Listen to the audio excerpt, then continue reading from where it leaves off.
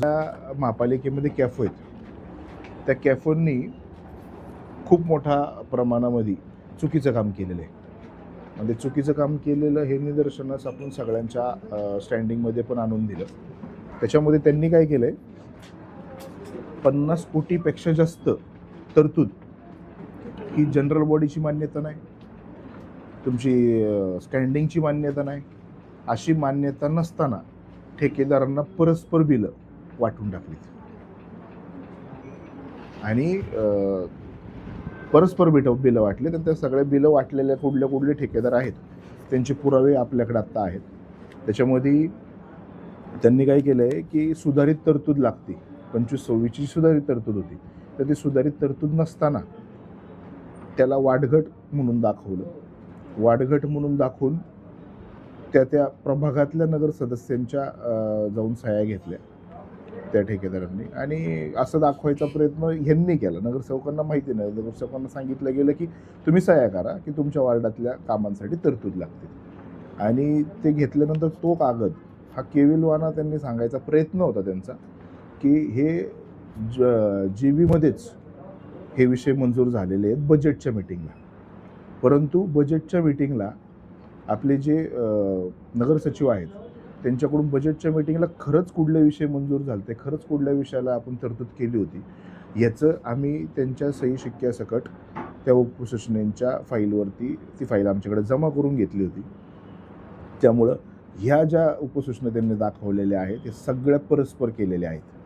म्हणजे ते दाखवायचा भास केला, त्यांनी दाखवायचा प्रयत्न केला आणि त्या ठेकेदारांना त्यांनी बिलं देऊन टाकली. बजेटमध्ये ही नावं नाही आहेत आणि हीच पत्रकारांना सुद्धा कोळप साहेबांनी समाचार त्या पेपरला सुद्धा त्यांनी ज्या खरंच उपसूचना आल्या होत्या त्यांची ऑलरेडी जाहिरात त्यांनी त्याच वेळेस दिलेली होती. आणि त्या कुठल्याच जाहिरातीमध्ये ही जी कामं आत्ता दिसतात ते समोर आत्तापर्यंत 54 कोटीच्या आसपास कामं सापडलेली आहेत. अजूनसुद्धा वर्गीकरण असू शकतं. त्याच्यामुळं कमिशनर साहेब आत्ता नव्हते, परंतु मी त्यांना देखील सांगितलं की हे खूप गंभीर बाब आहे की जर आपल्याला आपली आर्थिक पूर्ण शहराची जी हे बँक आपली म्हणतो आपण जे सगळे ठेवी आहेत किंवा काही सगळ्या गोष्टी ह्या असुरक्षित वाटतात अशा माणसामुळं की जो माणूस निर्भीडपणे कुठलंही ऑफिशियली पेपर नसताना जर तो अशा पद्धतीने ठेकेदारांना बिलं देत असेल परस्पर, त्याला मान्यता नसेल, निश्चित बिलं दिली पाहिजेत का काम केलेल्या व्यक्तीला बिल दिलं पाहिजे. परंतु काम केलेल्या व्यक्तीला बिल देताना ते सिस्टीममध्ये कळलं पाहिजे की खरंच सुधारितला त्याला तर तेवढी तरतूद होती का, मग त्याला तर नव्हती तर कशातून तुम्ही घेताय आणि कशात देताय हे सुद्धा जर त्या विभागाच्या आता HODंना पण ह्याच्यामध्ये विचारलं स्टँडिंगमध्ये तर त्यांचं पण म्हणणं आलं की आम्हाला तो खाली काय करतो हे लक्षातच येत नाही, आम्ही तर हे केलेलं नाही आहे. ह्याच्यात HODचा संबंध नाही, ह्याच्यामध्ये नगरसेवकांना संबंध येत नाही का. तर एखाद्या वार्डात जर एखाद्याचं काम असेल तर निश्चित त्याला वाटणार की माझ्या इथं काम केलं या ठेकेदाराने दिसतंय, ह्याला बजेट नाही, ह्याला बजेट भेटावं. परंतु अशा गोष्टीचा गैरफायदा घेऊन सर्व पक्ष नगरसेवकांच्या त्याच्यामध्ये सह्या आहेत की ज्या प्रत्येक सूचना ज्या उपसूचना त्यांनी परस्पर तयार केल्या त्याच्यामध्ये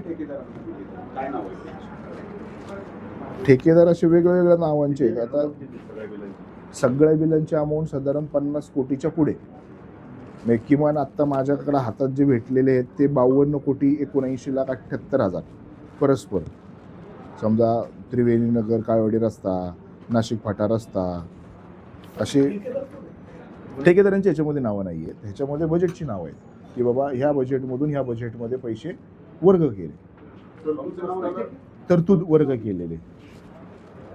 आता समजा बिल ह्याच्यावरती बिलाचं नाव नाही आहे, ह्याच्यावरती फक्त काय येतं की तुम्हाला ह्याच्यावरती हेड्स येतात की या ह्याच्यातून ह्याच्यात हेड घेतली म्हणजे ते बिल काढले तर निश्चित ती पण नाव भेटणार ना आपल्याला. जर तुम्ही खाली ह्याच्यातून घेतलं डिपार्टमेंटमधून तर कुठल्या कॉन्ट्रॅक्टर्सला बिलं भेटली ते पण भेटते.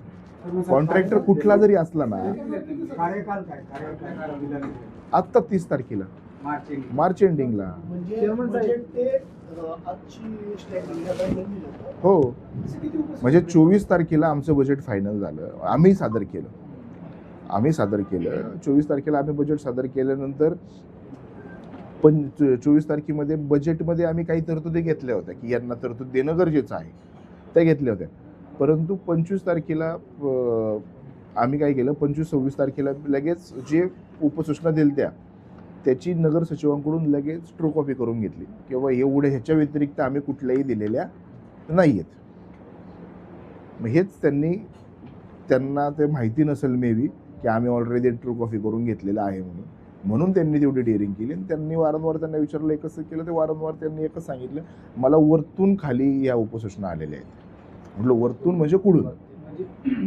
म्हणजे त्यांचं म्हणणं आलं की बाबा नगर सचिवांकडून आल्या, पण नगर सचिवांनी त्यांचा पार्ट क्लिअर केला होता की बाबा मी ह्याच्या व्यतिरिक्त खाली कुठल्याच पाठवलेल्या नाही. त्याच्यात बोगस उपसूचना घुसवल्या आणि बोगस उपसूचना घुसवून बिलं काढली. सगळ्या विभागाची, पाणी पुरवठा, स्थापत्य, ड्रेनेज, स्टँडिंगची पण आणि जनरल बॉडीची पण मान्यता न घेता तरतूद वर्गीकरण केलं आणि बिलं काढली. याचा अर्थ असा की येणाऱ्या काळामध्ये कसले पैसे कशात वर्ग करतील हे पण आपल्या लक्षात येणार नाही. कशाची? आता एचओडींना हे कधी कळणार की त्यांची तरतूद वर्गीकरण करून ती बिलं झालेली आहेत.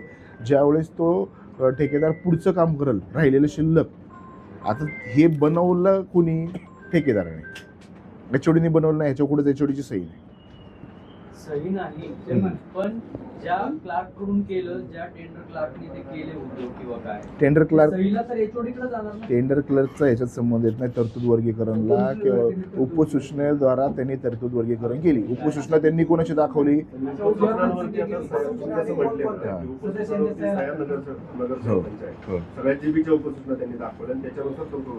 जीबीच्या दाखवल्या नाही, त्यांनी असं दाखवायचा प्रयत्न होता त्यांचा की हे जीबीलाच या सह्या भेटल्यात म्हणून. हे नगर ह्याच्यावरती त्यांनी कुठल्याच उपसूचनेवर तारीख नव्हती टाकलेली. त्यांनी असाच एक प्रकार घडलाय लेखा विभागामध्ये 24 तारखेला फेब्रुवारीमध्ये. हा जो मत्रामी म्हणून एक ठेकेदार आहे, डॅशबोर्ड आपलं बंद असताना पेमेंट करत नाही.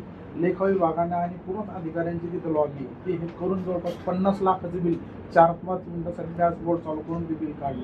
बरोबर, त्याची इथून माहिती घेतली. नक्कीच घेऊ ना. अहो मी तुम्हाला तेच सांगतोय, कॅफोनचे हे जे प्रकार आहेत ना, हे आता आपल्याला बाहेर यांनी आपल्या महापालिकेच्या बँक ऑफ बडोदा मध्ये आपला महापालिकेच्या कर्मचाऱ्यांचे पैसे जमा होतात. परंतु ह्या वर्षी त्यांनी मागच्या वर्षी बँक ऑफ बडोदाला इन्व्हाइट सुद्धा केलं नाही की बाबा तुम्ही या आणि तुम्ही आम्हाला, तुमच्याकडे जर आम्ही एफडी केली तर तुम्ही आम्हाला किती पैसे वाढून देऊ शकता आमच्या एफडीवर. ह्याच्या पाठीमागं त्यांचं इंटेन्शन होतं. इथून मागं बँक ऑफ बडोदाकडे आपली एफडी होती, ह्यांनी बँक ऑफ बडोदाची आपली एफडी कट करून ह्यांच्या आणि विचारलं तर त्यांनी इन्व्हाइट सुद्धा नाही केलं. ज्यावेळेस 5 बँक आपण नंतर कुठली बँक जास्त आपल्याला फंड्स देऊ शकते किंवा कुठली बँक